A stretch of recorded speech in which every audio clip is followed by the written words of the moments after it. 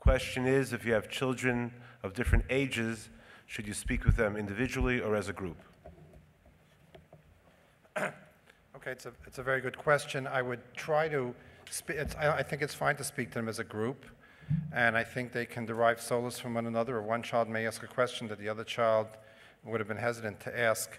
I'd say the one exception would be is if you have children who are very different in their nature and their response, then that might be complicated. So it's really a judgment call. However, the divisions that I think you should adhere to are preschool, elementary school, and adolescent, because they process things very differently. I would not discuss this with an adolescent and an elementary school age child, or elementary school age child and a preschool age child, because they process it very differently. So I think the consideration would be if they're sufficiently similar, if there's an overlap in their general coping mechanisms, and if and obviously by their age, if they process such trauma comparably.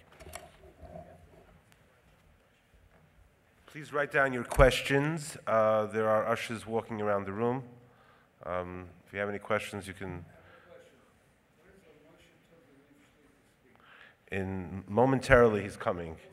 He's trying to double park.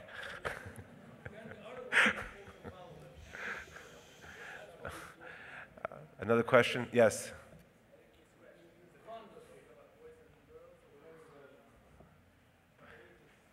The question is there a difference between boys and girls and ages?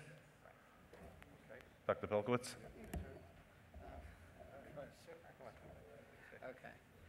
Yeah, let me just bounce off first both questions because they're similar themes. First of all, right, as Dr. Blumenthal said, just a few basic things to keep in mind in terms of developmental differences. Preschoolers are much more likely to be concrete, to blame themselves. I had a set of 4-year-old twins in my office the Friday morning after 9/11. Their father had been killed in the Twin Towers, and one of them turned up to her mother and said, "Mommy, why does everybody hate twins so much?" It took me a while to realize that to them it was an attack on them as twins and on the Twin Towers. They think concretely. Because of that, they're more likely to blame themselves. They're more likely to get it wrong. So they really need more individual attention. Like Dr. Blumenthal said, school-age children are much more interested in the specifics and the mechanics of things. They're little scientists, and adolescents are much more likely to think about the what-ifs and think about the Sadik-Varallo issues, and you have to be sensitive to understand that they're dealing with it at a whole different level. The research shows that boys and girls deal with traumatic events in very different ways. Actually, girls are at greater risk for being impacted for a variety of reasons. There's a lot of speculation as to why. Almost all of it saying positive things about how women connect more than men do. And they, again, some may have similar styles. Girls are more likely to be verbal. Boys are more likely to be action-oriented. But again, you have to look at every single kid differently.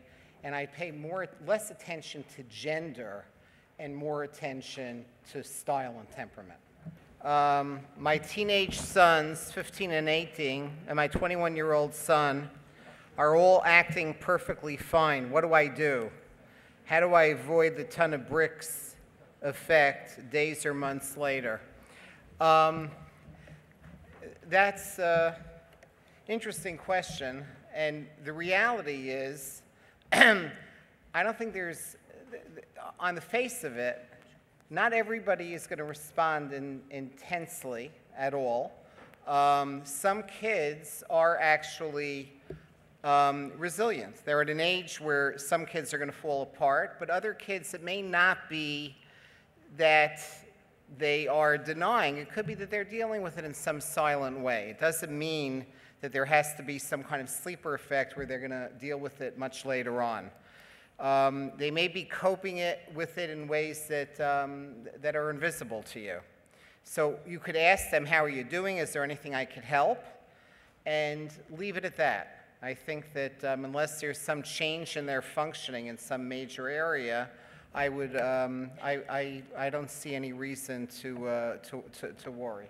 Do you agree? I was busy reading. Oh, okay, I'm sorry. Let me take one more, and then I'll go over to you to give you a chance to read. Actually, it's a question and a suggestion. The question is, as a Rebbe, I wanted to bring out a point spoken in the Levaya. A boy in the class called out, "Rebbe, please don't speak about it." What does that show? There are many flavors of coping, right? There's machlokas 3 times in Shas between Rav Ami and Rav Asi, and Dagab Lavish Yashcheno, Chadam Yashcheno Midato, Chadam Yashcheno Lacherim, right? There's one viewpoint that says if you have a worry in your heart, talk it out, and another viewpoint says if you have a worry in your heart, dampen it down, push it down. And the reality is that it doesn't say in the Gemara that one way is right and one way is wrong. Either way works for some people. Some people deal by not talking, other people deal by talking. But the research shows you need to respect a person's style of coping. Unless it's somehow getting in the way that's hurting them, that's fine. He's a samach of hesach hadas. He doesn't want to talk about it. I'd respect that. Maybe for children who are like that, you have to give them another way of dealing with it. But the main thing is it's dangerous to push them to talk about it when they don't want to. So coping comes in many different flavors, and it's important to respect that, okay? Let the Hesach Hadas kids distract, and let the Yasichen Alacherim kids be available for you to talk to them.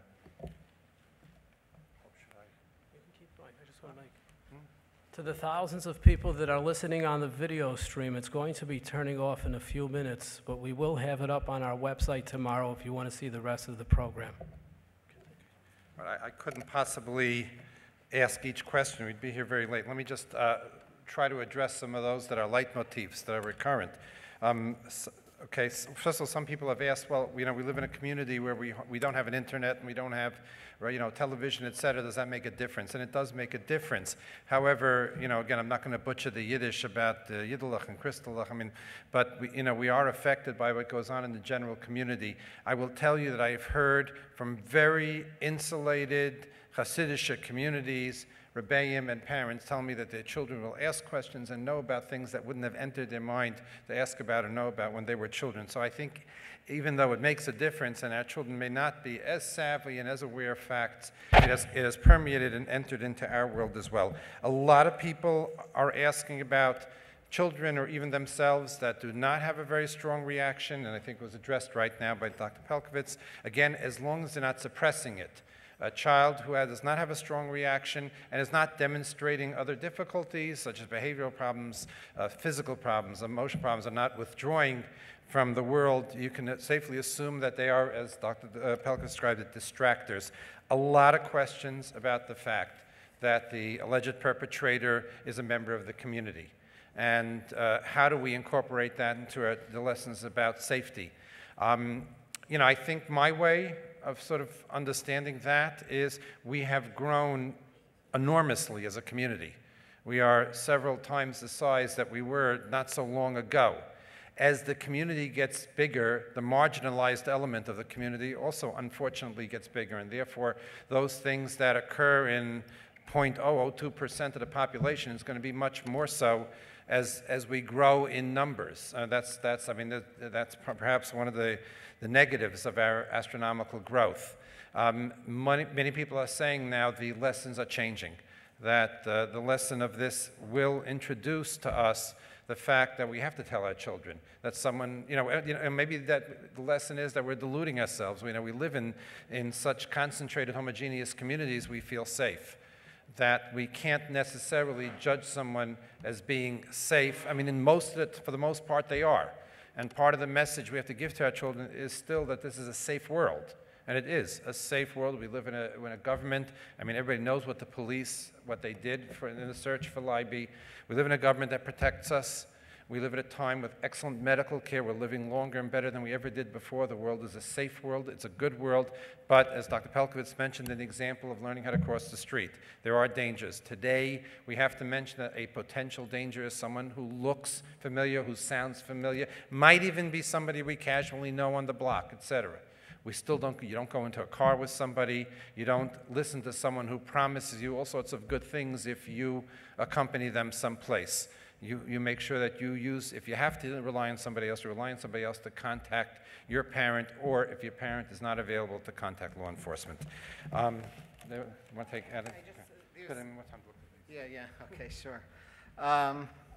There are a few other comments. Somebody made a recommendation that I don't know how, I just want to throw it out there because I think a very logical recommendation that maybe there could be some organization of store owners in the various neighborhoods for children to be able to know that if they're ever lost, they could walk into a store and that just say, I'm lost, can I use your phone? And just for every store owner to be approached. I can't imagine that there'd be a single store owner who wouldn't immediately agree to that. And I think that would, So it's cool. So there's a safe haven program in Manhattan or in the whole city? Okay, so we have to do a better job then of educating our children about the safe haven program.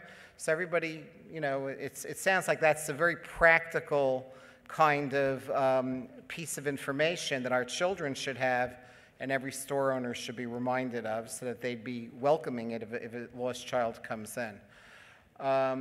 There were a number of other comments about prevention, talking about, aren't there ways to find people who are dangerous in our community? Is there a system of red flags that we could look for to say this person is dangerous?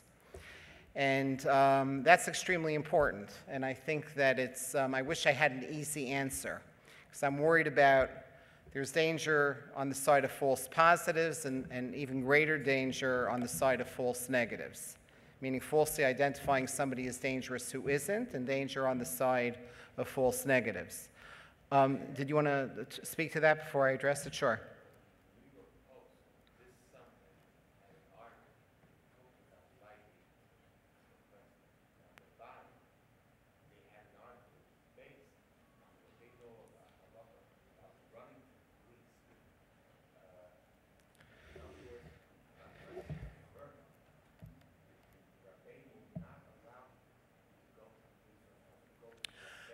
I hear that, but this is a different, but this is,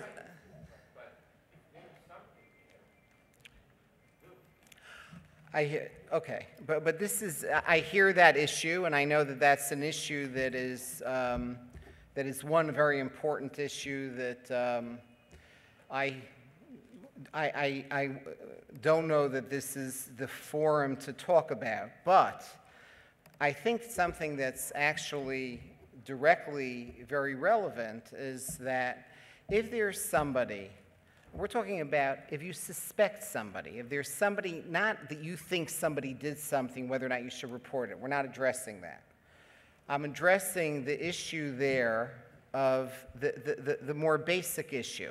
If there's somebody that just kind of makes you feel uncomfortable, that somebody around your shoal or somebody around the community who you're just worried about the safety of your children because they're acting in a strange way, I would definitely trust your gut feeling and talk to your children about that person, okay? You could file a report with the police, or you could file a report with Child Protective Services about a person. They're not going to accept the report if it's just a vague feeling, okay? I'm not talking about the issue of abuse. Whether or not to report or not report, to me personally, it's a no-brainer, but that's not what tonight is.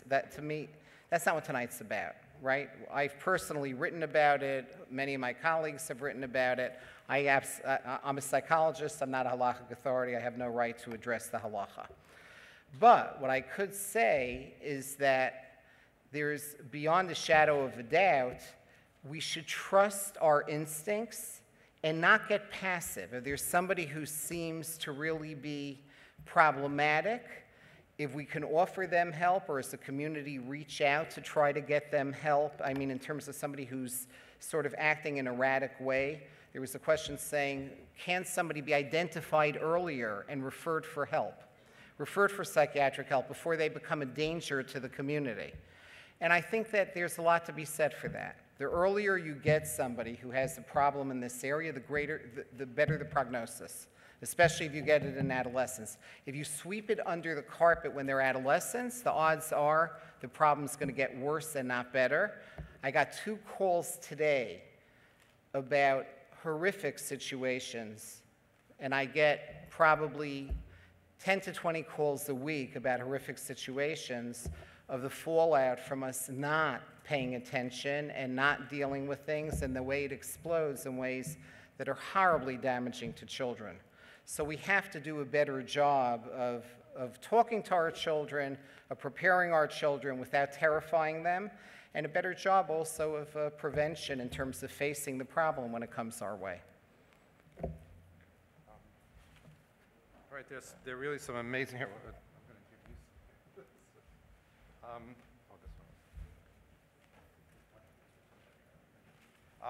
give these. There were some really incredible questions.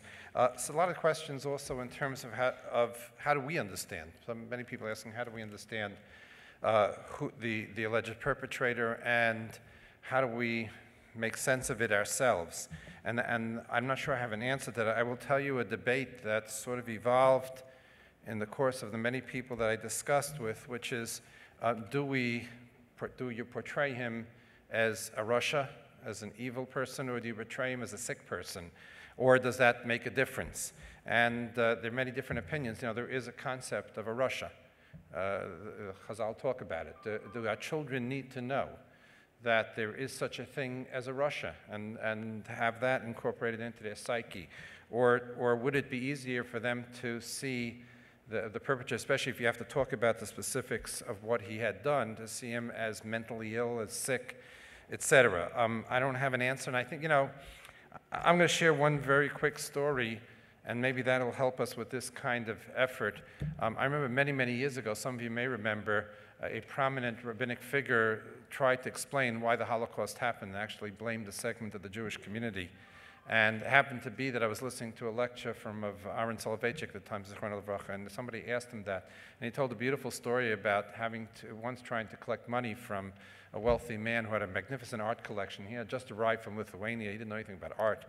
And the man was showing this painting, that painting, and finally he came to his masterpiece, the piece that he had that was absolutely the most fantastic piece of art, and it was in its own special room. And he brought him in, and Rabbi Aaron, wanting to be nice, walked up to the painting to look at it, and the man said, no, to appreciate this painting, you have to look at it from a distance. So obviously his nimshal was, we're not going to understand the Holocaust until we look at it from a distance. I think to some extent, a tragedy of this magnitude, there's a lot of it that we're not going to understand until we have a chance to look at it a little bit more from a distance. Sleepaway camp, quite a few questions about that. Should you talk about it with your child in sleepaway camp? Depends on your child, depends what they're going to hear. It's a little difficult because if your child gets upset, then it could engender a homesickness, and it could engender a need to be together with the parent again. Judgment calls, some people have asked whether they should drive up to camp and talk to their child. Depends on the proximity, depends on the child's reaction. You do want to end a visit to camp, whether it's visiting day or a spontaneous visit, on a more positive, secure note. So if you need to go up, or if you happen to be going and you happen to discuss it with your child, try to do it early in a visit. Allow the child to reach some resolution with that before the visit is over. An excellent question was exactly how do you explain to a child the dismembering, or do you need to? And again, the same rule applies. If they're going to hear it, let them hear it from you. And I would have to tell you that I didn't think of this myself, and maybe if I thought it out a little better, I might have a better answer, but I think it would maybe need to be best portrayed as the person's desperate attempt to hide evidence, and that the child was not in. I don't want children to imagine Leiby being injured in that fashion, that this was done at a point when his neshama was gone, when he wasn't feeling anything, and that this was, huh? Okay. Okay. Okay.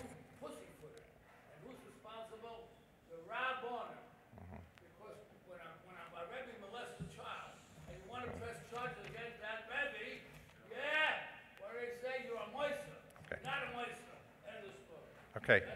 Are there any other questions that you'd like to address? Yeah. What? We have time. Okay. We're still live. Okay. I'm not sure how to handle. Well, I'll just do it. There are a number of questions about specific questions about sexual abuse. People talking about their children having been sexually abused, and very direct questions. It usually happens in a situation like this, and the tragedy has served as a trigger for concerns about it. So let me speak a little bit about some of the questions and some responses. There were questions, for example, about the issue of how do you know when children are just playing, whether or not it's just normal, harmless playing, and at what point do you get concerned that there's something really damaging happening? And if I could just give a few basic guidelines, only because there were a number of questions like this. I feel at least that it's appropriate to talk about it. And that's that if children are forcing themselves on other children, if it's happening in an angry way, if it's not a playful kind of game, it needs to be taken seriously. Some of the negative effects are clear in some of the pain that I read in some of the comments that people have made, and they include a whole array of difficulties. There are wonderful resources in the Orthodox Jewish community to refer to now if you're concerned about your child. Everything ranging from Sovry, who's represented here and has some material in the back. There's as a referral service and will help people find the right kind of therapist and the right kind of way of going. Mask is represented here tonight. They also provide support and direction, not to mention the work that's been done for the last generation by OHEL, by the Jewish Board of Family and Children's Services, and myriad other organizations in terms of you don't have to feel alone when this is happening. There are many specialists who've been specifically trained, and there's some wonderful programs now that we could get very specialized, sensitive kind of diagnosis and treatment for our children. If only one parent tonight chooses to talk to their children in a direct way about some basic safety, it will have been enormously, enormously helpful. Let me just give a quick example, and then I'll give it back to Dr. Blumenthal. Ramatzio Solomon asked Dr. Schulman and me to go to his living room a few years ago to meet and speak with all of the pediatricians for the Frum community in Lakewood about how to talk to children about abuse prevention when they do the pre-camp checkup. And we spent time, we met with the doctors, I met with the doctors a few times, Dr. Schulman did a few times. Literally, less than a month after the first meeting, I get a call from one of the pediatricians who told me that Simchas Torah, this was shortly before Simchas Torah, in Shul, an older boy started to take a younger boy in a closet in the Shul and started to touch him inappropriately. And the boy started screaming so that everybody came to his assistance and the community dealt with it. So his mother asked the boy, how did you know exactly the right thing to do? And he said, well, Dr. Schwartz told me what to do. I knew exactly what to do. Kids act on this.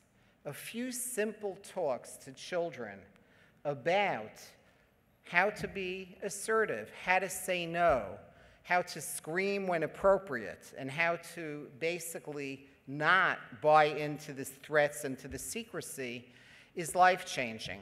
Since those events with the pediatricians, there have been many, many other calls I got about successful interventions as a result of this. So I can't emphasize enough how that's something we could do in a very basic way that can really make a difference. Again, I didn't name all the many wonderful organizations that are out there, but you know, if people want more information from me, they could contact me, they could contact some of the representatives of different organizations here. Right, there's Debbie Fox, who's done incredible work. There's all kinds of programs that we could do in schools. There's just wonderful kind of interventions now that we're able to do that we know work. They don't guarantee safety, but they make it much, much more likely. That's, I think, another important goal of tonight. I think, timing-wise, we might be able to pretty much wrap up, because, again, excellent questions, by the way. Some people also offered suggestions, etc. There were actually a few comments about parents not being home, not spending time with the children. One person mentioned turning off the cell phone during dinner. There's research now coming out that parents who keep their cell phones on during time with their children, that the children's language skills are lagging. So again, we want to take lessons from this, spending time being with your children. And I know Dr. Pelcovitz has spoken this many, many times, just even singling out time, whether it's dinner. I can recall one time with one child who had was going through a difficult takufa, where I just on an impulse, and maybe because of what I had seen, told him that he doesn't have to take the school bus to school, I'll drive him. And just driving him every morning made a world of difference. So spending quality time with children is very important. Somebody asked a very good question in terms of if we're going to try to preempt dangers, and you're going to talk about this danger and that danger. Are we going to traumatize the children in our efforts to make them feel safe? And that's an excellent point. Keep in mind, our message to our children, and I said it before and I want to say it again, the world is a safe place. The world is a good place. We live in wonderful, fortunate times. There are, as a backdrop, dangers. And that's how we have to prepare our children.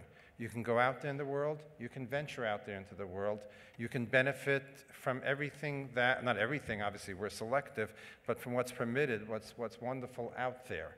You can play with friends, you can go to parks, etc.